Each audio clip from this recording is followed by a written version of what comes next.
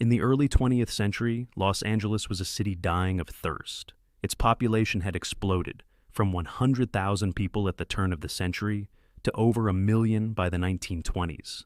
And with that growth came one inescapable truth. The city needed water. A lot of it. Enter William Mulholland.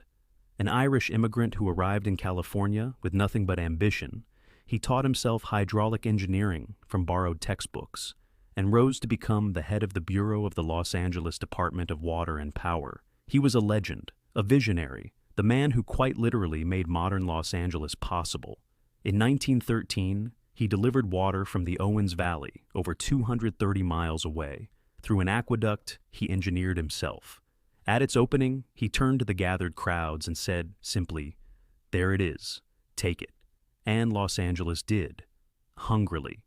But water systems need storage, and Mulholland, aging, proud, and increasingly isolated, was already planning his next monument. That weakens dramatically when wet. The western wall rested on an ancient landslide. Neither fact was known. Neither fact was looked for. The St. Francis Dam was Mulholland's project from conception to completion.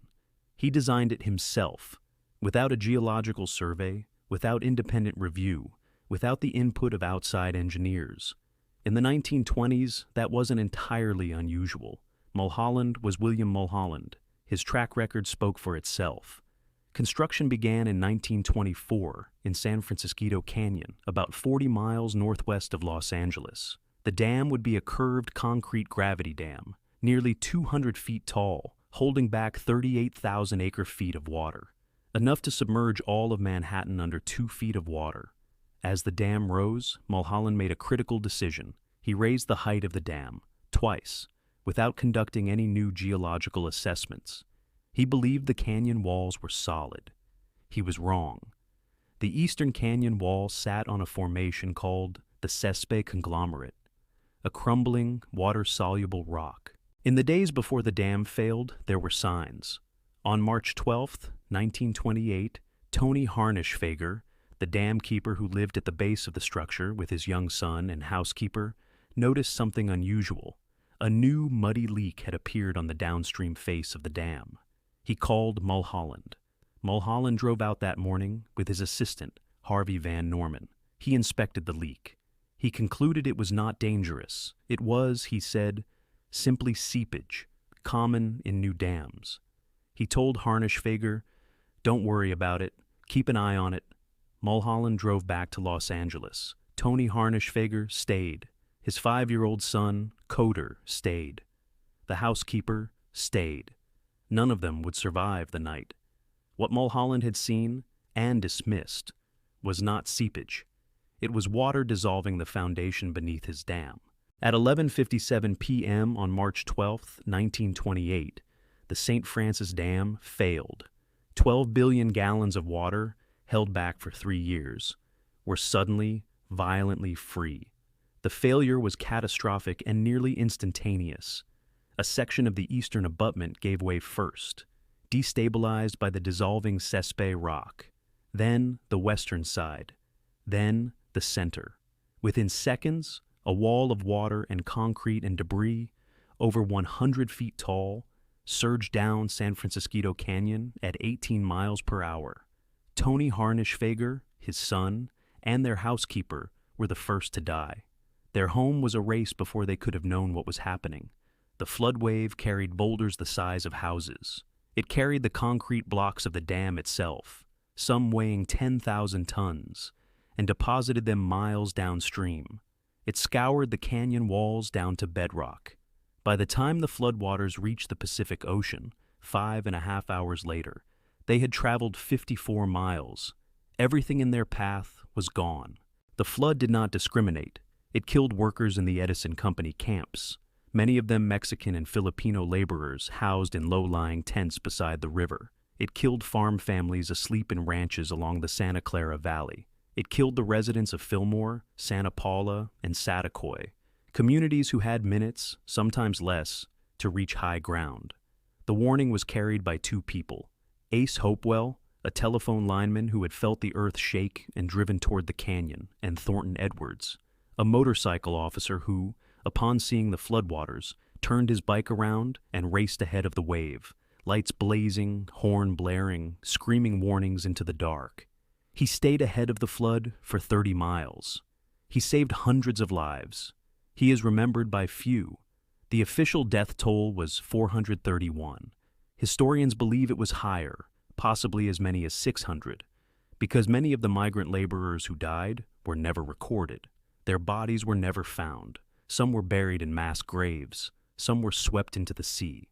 Within hours of the disaster, William Mulholland was on his way to the scene. What he saw destroyed him. At a public coroner's inquest held in the days that followed, Mulholland, then 72 years old, the most celebrated engineer in California, stood before the commission and said, "I envy the dead."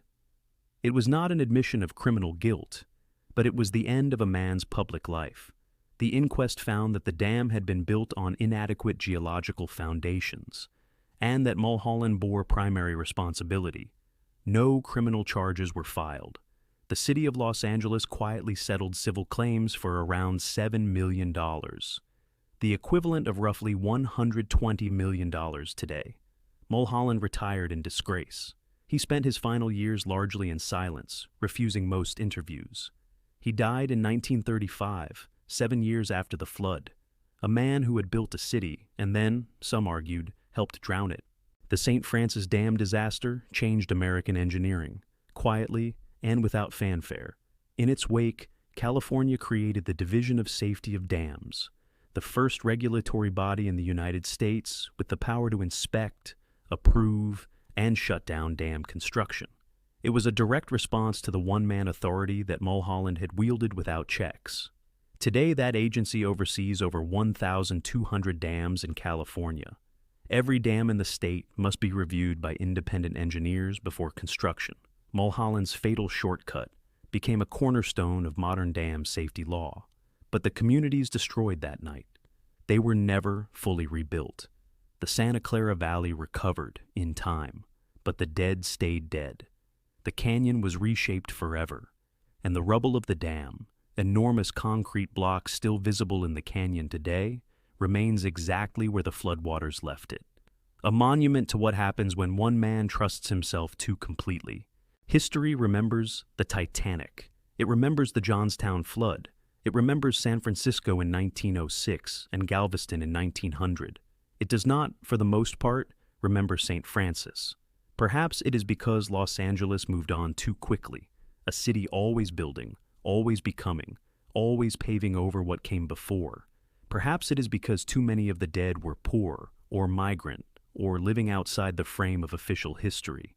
Or perhaps it is because the story is uncomfortable, because it asks us to look at what happens when we trust power without questioning it, when we let one man's certainty stand in for evidence, when the urgency of growth overwhelms the patience required for safety.